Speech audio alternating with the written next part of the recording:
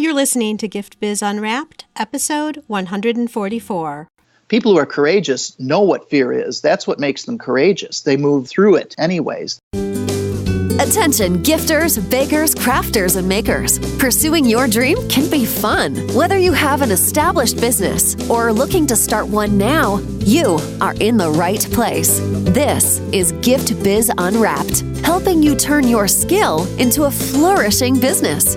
Join us for an episode packed full of invaluable guidance, resources, and the support you need to grow your gift biz. Here is your host, Gift Biz gal, Sue Monheit. Hi there, it's Sue, and welcome to the Gift Biz Unwrapped podcast.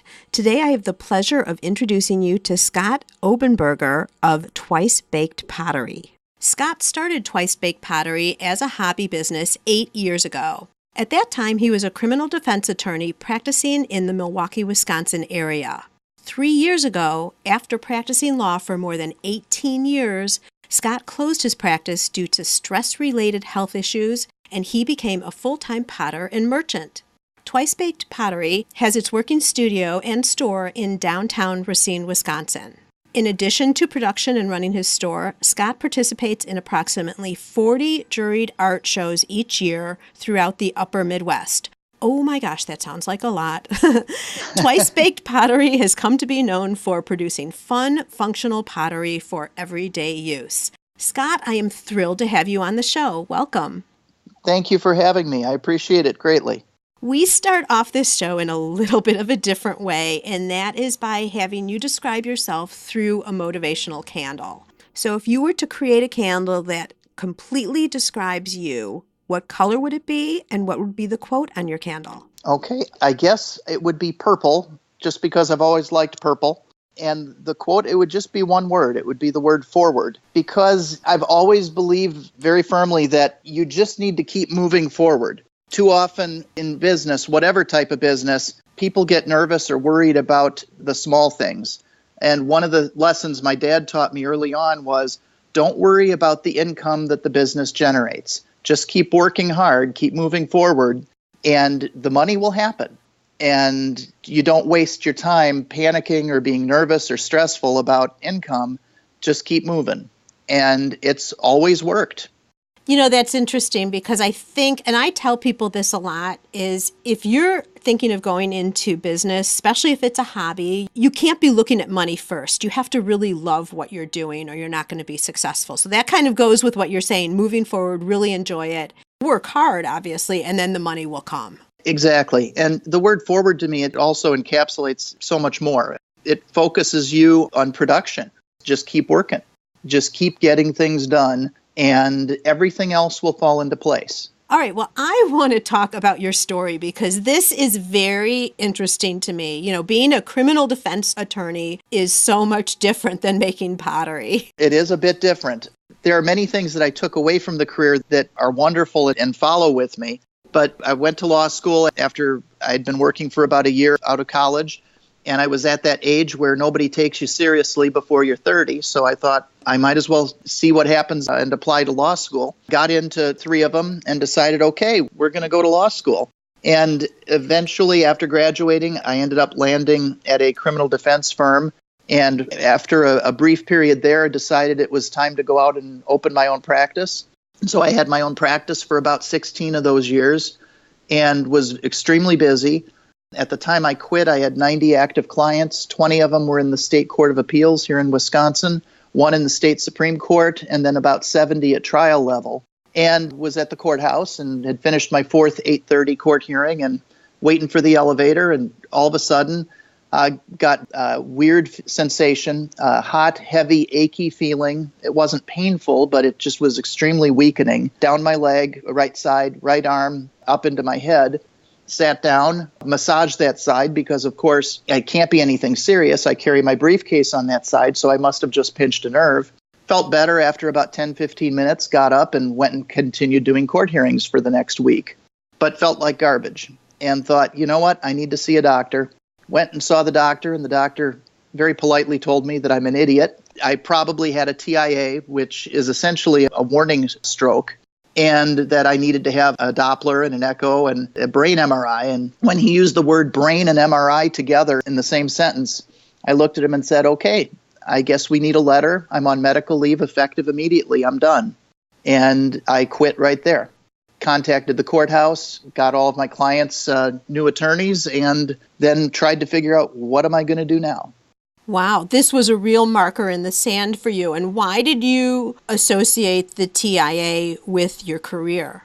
Well, it helped that it was at the courthouse. But yeah. I'd been pretty unhappy as a lawyer for probably the last 7 years, and it got increasingly bad over the last year and a half that I was practicing.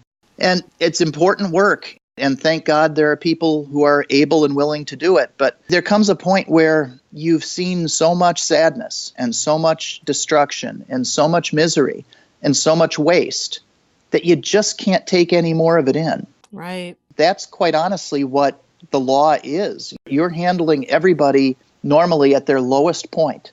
Well, especially your area in criminal defense. There, but in so many others. It's not often that people come to the lawyer because they want to build something. Yes, that happens, but it's a very limited part of the law.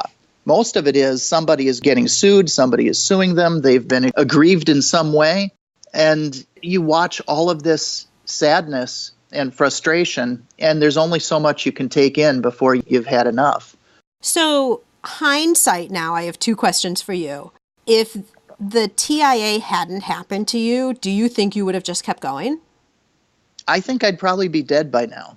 Because it was really doing you in. The stress of the job was really doing you in. Yeah, the TIA was 3 years ago in October, and if I'd have continued on the same path that I was on, I would have been dead probably in about 6 months to a year is my guess.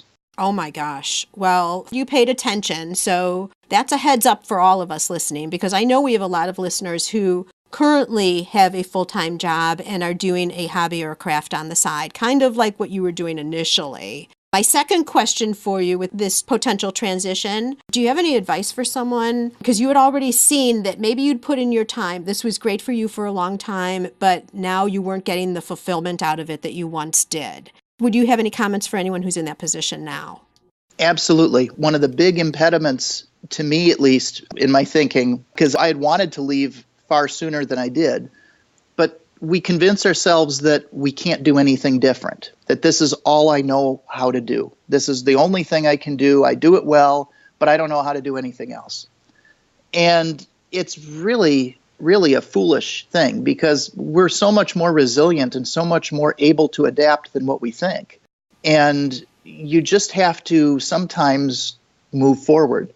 You have to just say, okay, I'm going to jump, and I trust that, quite honestly, that God's going to catch me.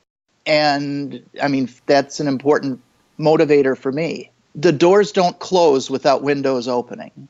So go ahead and go through that window, literally, to anybody listening. That's a good quote, Scott. I'm liking that. But don't let your fear prevent you from moving forward. One of the things that I've tried to live my life by is we think that people who are courageous don't have fear. And that's just the silliest notion ever. People who are courageous know what fear is. That's what makes them courageous. They move through it anyways. They go forward. They're the ones who are courageous because they know what they're walking into. They move forward in spite of the fear. Yep. And what's amazing is once you make the decision and you start moving forward and you're focusing in on what you are wanting to do, that fear disappears almost immediately. Because you become so focused on the goal and on the steps you need to take to get to the goal that you don't even think about what if. It just kind of goes away because it's not really an option. You're so right. It's just people are so afraid to take that first step. But once that's happened, then momentum starts and then you get going. Yeah, and there's going to be moments of failure. There's going to be things that go wrong. There's going to be construction problems if you're working on building a location and all those things. But one of the lessons that I took away from the law is wherever you make a mistake, you're probably going to have 4 to 6 different opportunities to fix it. So don't let your fear of making a mistake prevent you from doing something or moving, because then you're so locked in that you're never going to do anything if you let the fear prevent you from moving. Very good point. So let's get into pottery now and how that entered into the picture for you. About 10 years ago, a very good friend of mine had bought me a class, and it was more of an open studio than a class. It was over at UW Milwaukee, and for the next 6 or 8 weeks, I forget what it was, you could come in, and the official class was once a week, and then you had open studio. And I went in, and the instructor was a young student who, did his best, but he more or less just gave us a big block of clay and said, go. And I had a blast. It was relaxing. It was calming. There was no phone ringing. There was no brief deadline. There was no client demanding some sort of attention or result. And I threw what I called, at the time I called them bowls, but now they're basically big, heavy doorstops. And they looked awful, but it was fun and it was relaxing. Yeah, you were learning. Exactly. And I had no art background. When I was a kid, I couldn't draw, so I never took an art class. It's what my generation thought of as art. So I never really was exposed to clay before. I was shocked at how much I enjoyed it. And I kept signing up for a once-a-week evening class at different working studios. And then I thought, you know what, I'm going to sign up for a class down in North Carolina. Mainly, I wanted to see how my body would react to being in a studio 14 hours a day.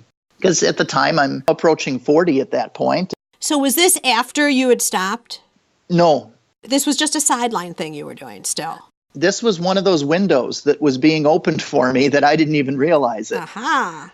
And I loved it. And I just wanted to keep learning more. And I kept thinking, gosh, wouldn't it be great if I could turn this into a career and stop practicing? With the realization that I'm never going to make the kind of money that I made as an attorney. And that's fine. The money is hardly worth it when you look at lifestyle and quality of life. But I loved it. And so I took my first class down in North Carolina, a place called the John Campbell Folk School. And I recommend it highly to everybody. And I not only had a blast being in the studio, learning and seeing my work improve considerably and learning from a great potter, but I found that you're in a studio with 12 other potters, and all of us were learning from each other, from the beginner all the way up to the senior in it.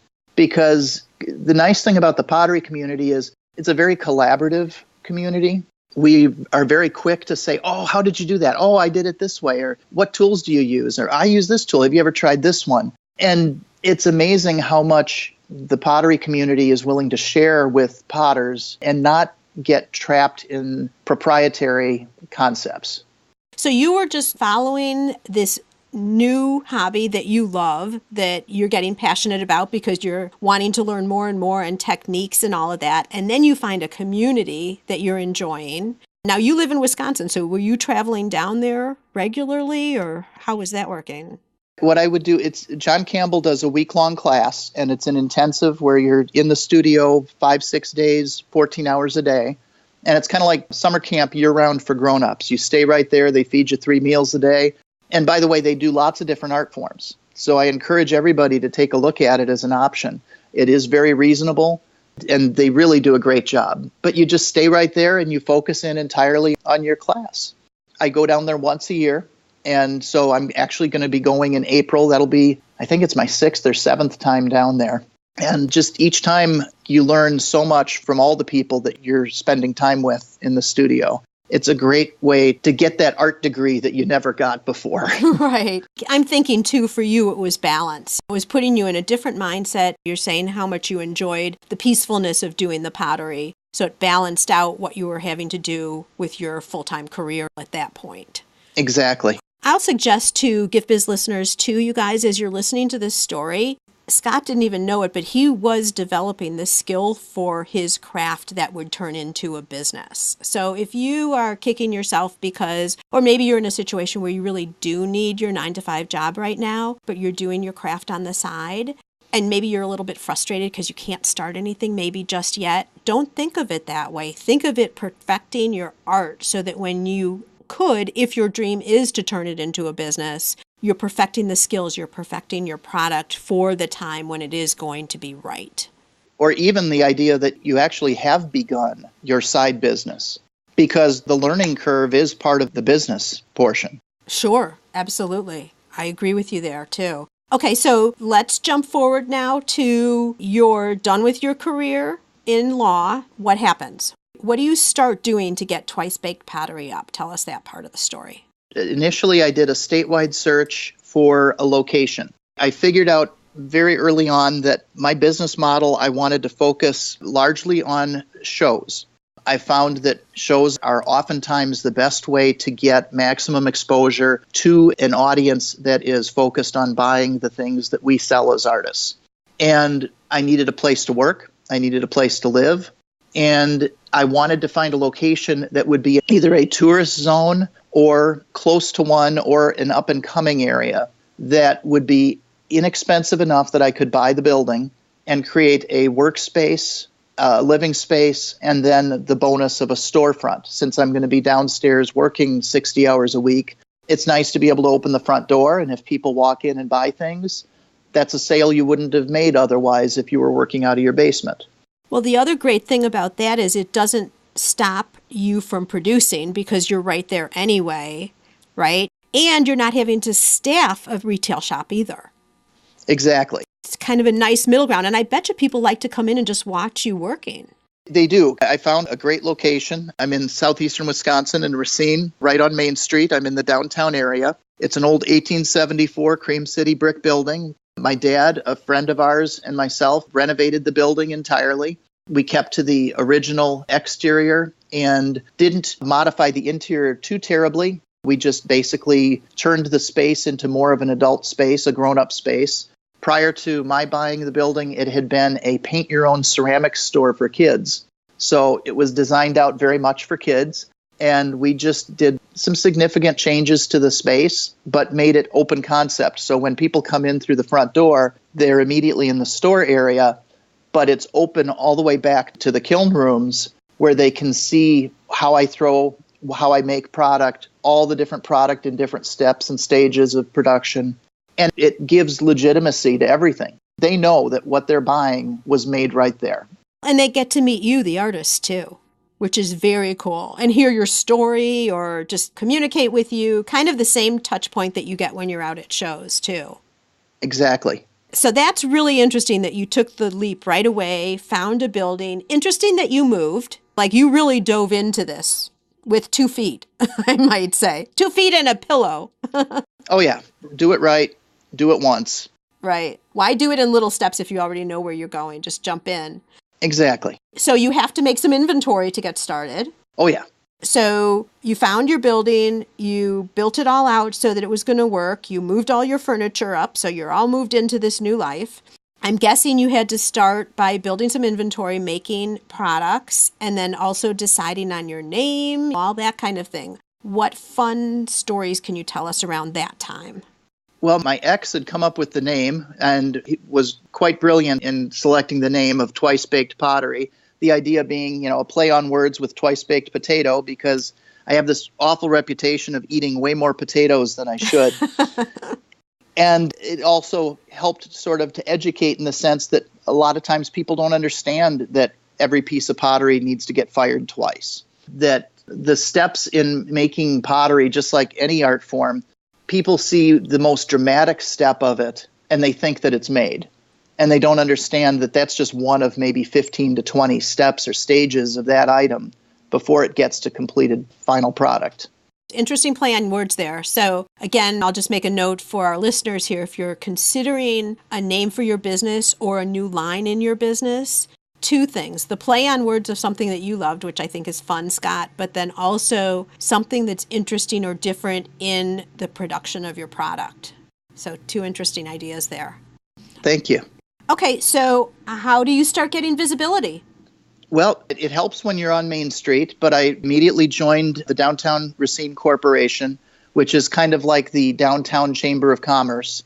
And they were very helpful in getting me initially some exposure in the local newspapers. Also, they got me in front of a local TV show that's broadcast fairly early in the morning, but was able to get some good press with that. And then also you just focus in on the fact that it's going to take a while. You have to be prepared that it's going to be a good year before you see real income. And I don't say that to scare people, but it's actually kind of liberating if you approach it from that standpoint and you don't keep looking at the bottom line.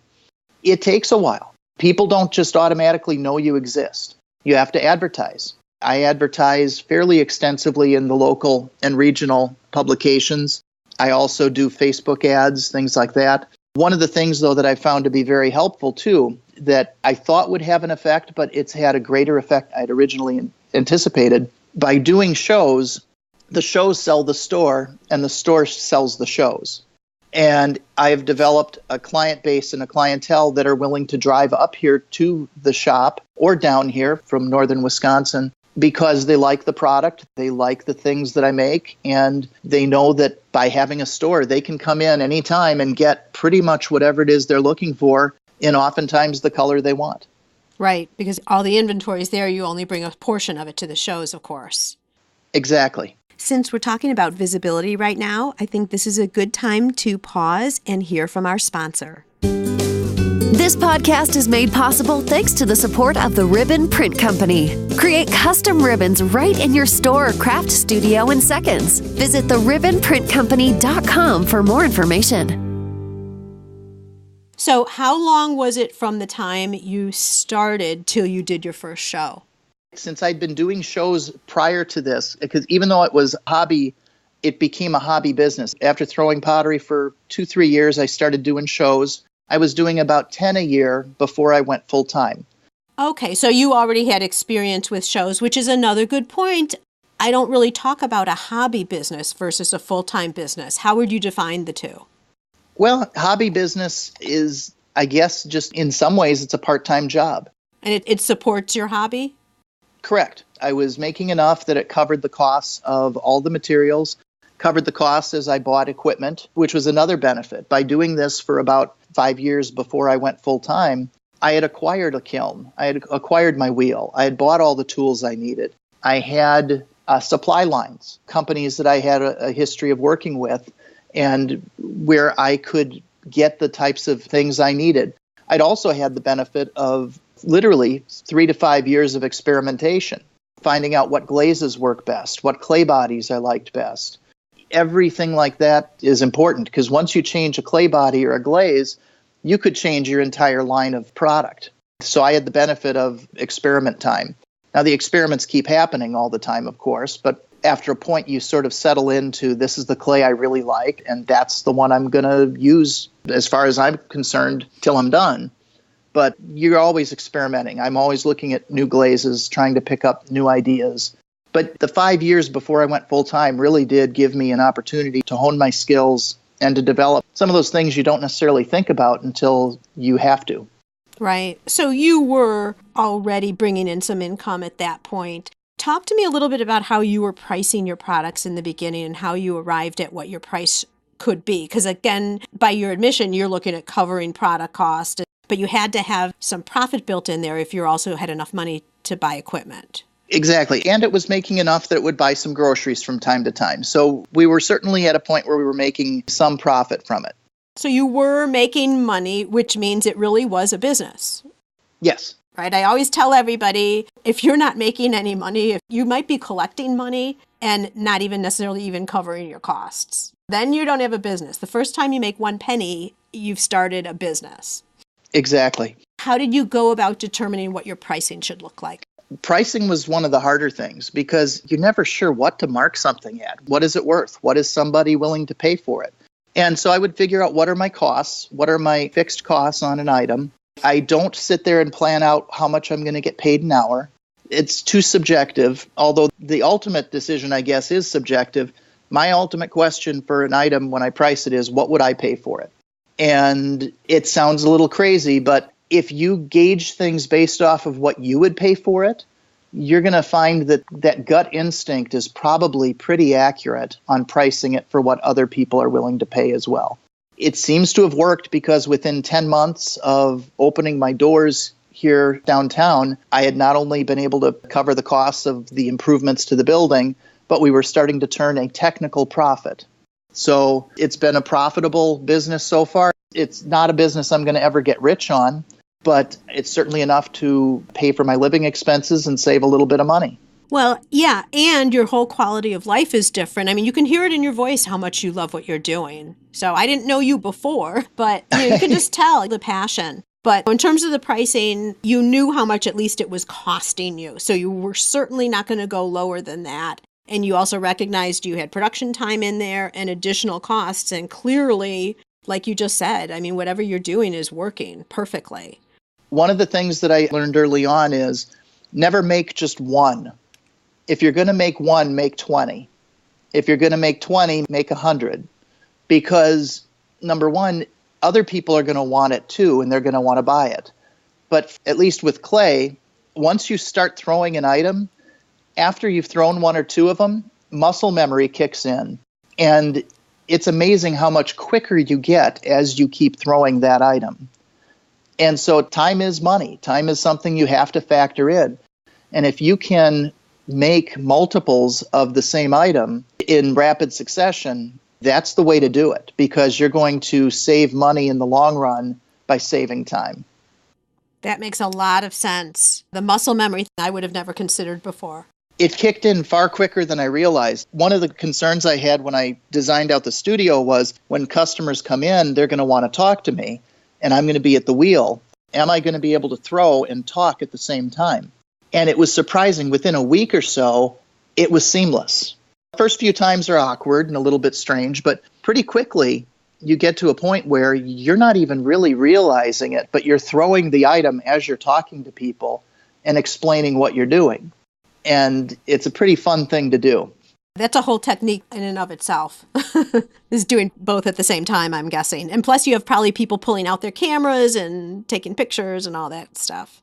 It's happened. And the other thing I'd recommend to people is that if you do open up a shop and you have it as a working studio, which I think is the great way to do it, but as you're working, when people bring their kids in, encourage them to let their kids come up to see what's being done.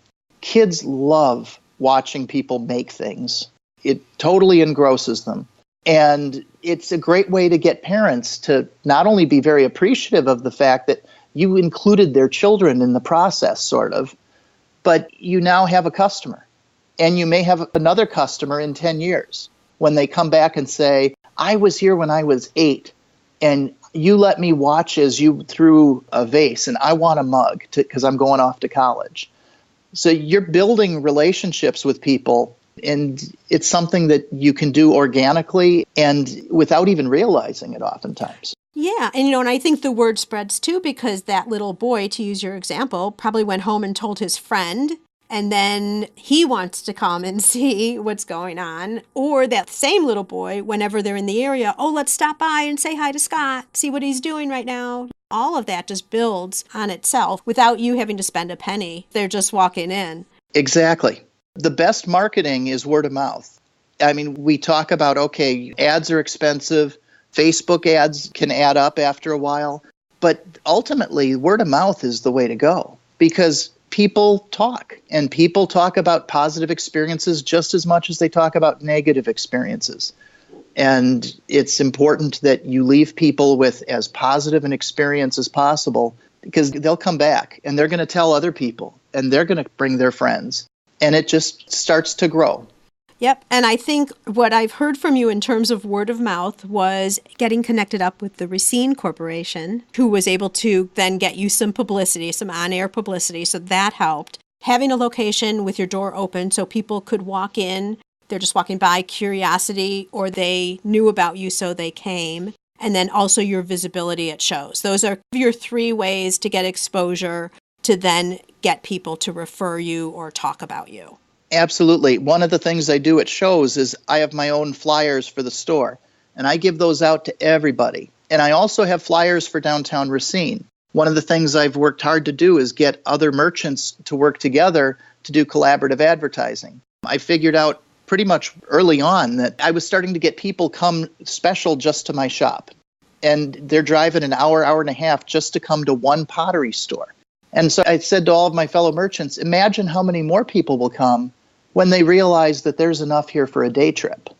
They're not just driving for one store. So let's work together on this. So I hand out with every purchase, and to anybody who's interested, I give them a flyer not only for my store, but for the downtown merchants.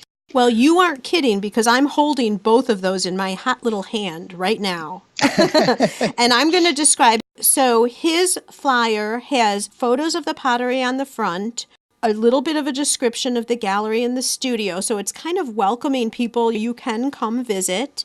Also very important, has the address, phone number, website, of course. I know a lot of you are hesitant, but Scott has his picture on there right there making pottery. So lots of very enticing photography, just inviting you in, plus a little map to show exactly where the location is. So that's his piece.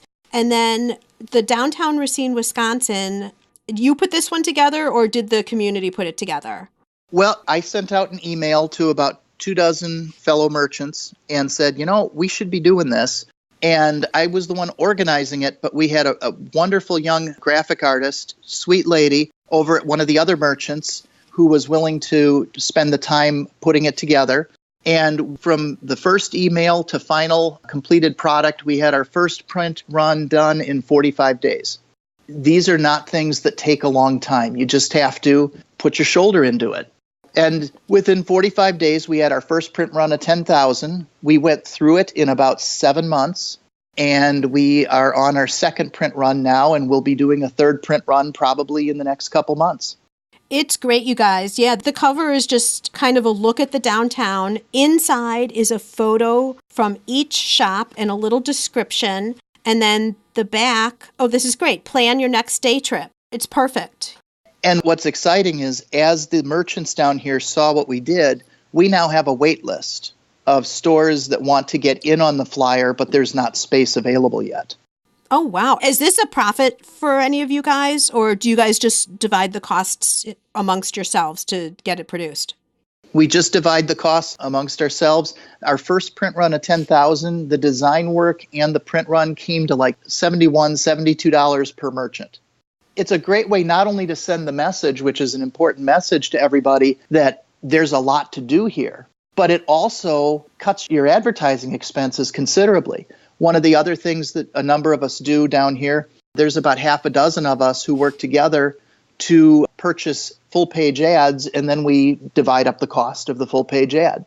By doing that, we cut our advertising costs anywhere from 25 to 30%. We get choice position because we come in and we buy the page, so we'll usually get an inside or a back cover. And it's a great way to work together. Too many businesses view their colleagues as a competition. And you got to stop viewing other stores as competition or other artists as competition. We're all collaborators. We're all working together. Our goal is to get people downtown and shopping. One of the things I look for when I go and do shows, I know a show is good when I see people carrying bags. They don't have to carry my bag, but they have to be carrying bags. And that means that you've figured out an equation or a recipe of bringing shoppers, buyers, to one location, and they're going to buy.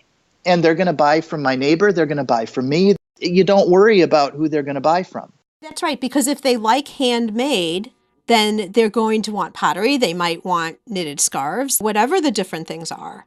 Exactly. Scott, do you have any problem with me showing this visually to people? The flyer you're talking about? Yeah, both. Oh, gosh, yeah, no problem at all. I'd appreciate it. So I have an idea, you guys, Gift Biz listeners. When you are listening to this live, so that's going to be the week of January 8th, 2018, I will be doing a Facebook Live that week on Gift Biz Unwrapped on our Facebook page, and I'm going to be showing you both of these promotional pieces and talking it through with you guys, just like what Scott was saying, so you can have a visual. This is potentially something that you could get together. Even if you're someone who's home-based, you could put together fairs or events yourself with 5 or 6 other people, and just like Scott's saying, you can collaborate. You're not competitors with each other. So anyone who's interested in seeing these visually, check out my Facebook Live on Thursday, January 11th, 2018, and we'll review this. This is a really, really great piece of information, Scott. I'm so glad we got into it. Oh, sure. And I can tell you that the flyer that I do, I get it printed by Vistaprint. Not that I'm trying to plug a company, but I've found it to be incredibly quick. And the price for that cardstock flyer for my shop comes out to about $0.05 a piece. Wow. But you have good photography, too. You had a professional photographer, probably, didn't you? Yes. No, it's beautiful. Glossy on one side, matte on another, very high quality. Vistaprint's great. They turn things around so easily. You just have to give them good quality in. Yep. And they can give you good quality out. We are going to need to start winding down shortly, but I have to ask you where there was a stumbling block along the way, because everything sounds so great. Now, clearly, the risk to your health was a big issue. But on the Twice Baked Pottery side, can you share with us a stumbling block or a real challenge that you had to get over to be where you are today? Whatever stumbling blocks I had doing the pottery business paled in comparison so much to the previous career. They didn't feel much like stumbling blocks, so it's hard for me to say. When your experience from the prior career is you're representing a client on a homicide case and you've got absolutely zero argument and you're literally just watching the ship sink, there's really been very little that's comparative. You're a guy who keeps it all in perspective. Yeah, you're going to have chances to fix whatever mistake you make. And like you said earlier, what did you say? You'll have 3 or 4 chances to fix any mistake? Is that what you said?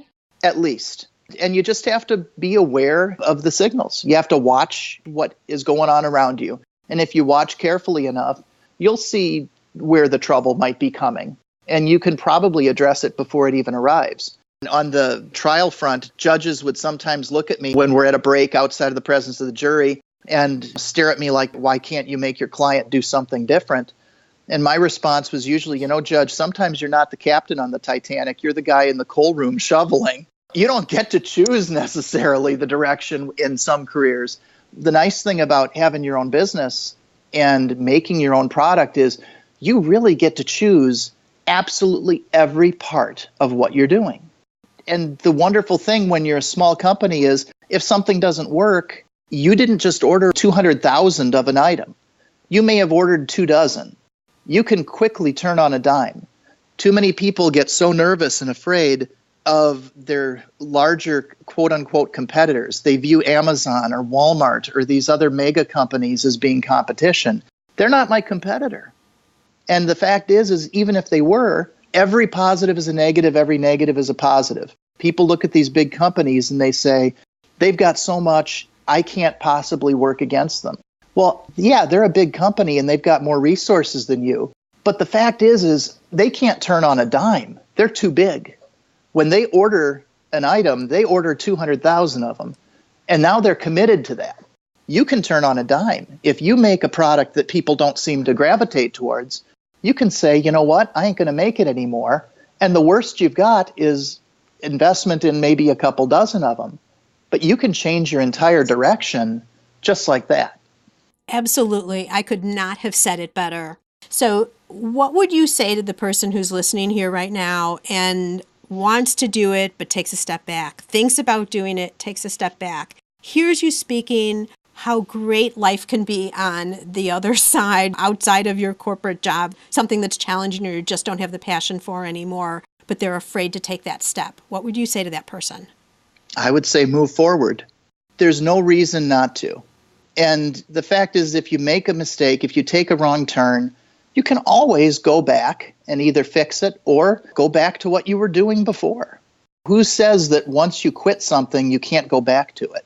If you change course and you find out that by changing course, you actually have gone the wrong direction, so change course again. Perfect. Totally agree with that.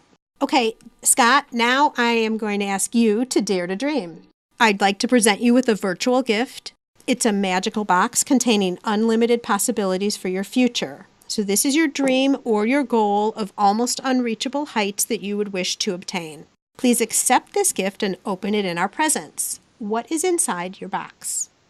I'd have to say the continued love and support of my family and friends and the people who are important in my life.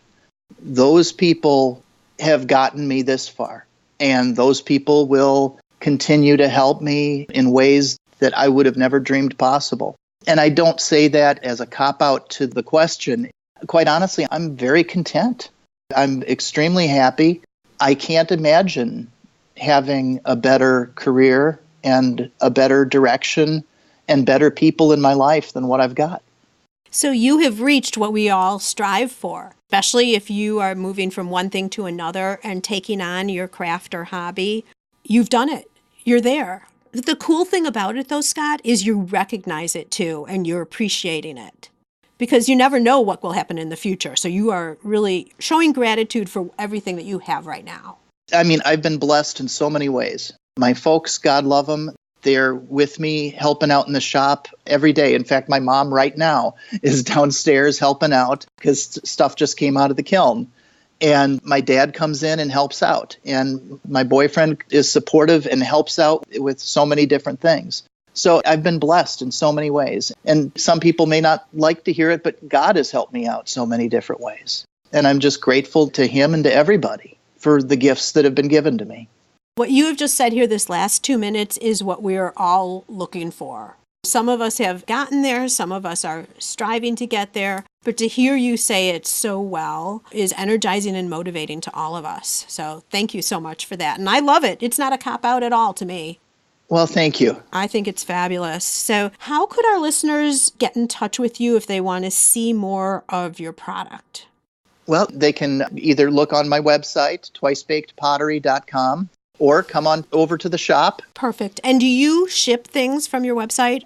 I can ship. What I tell everybody, though, is if you see something you like on the website, call my shop. I do everything by phone. I don't do things over the internet just because I found too much phishing is happening and I don't want customers to be subjected to that.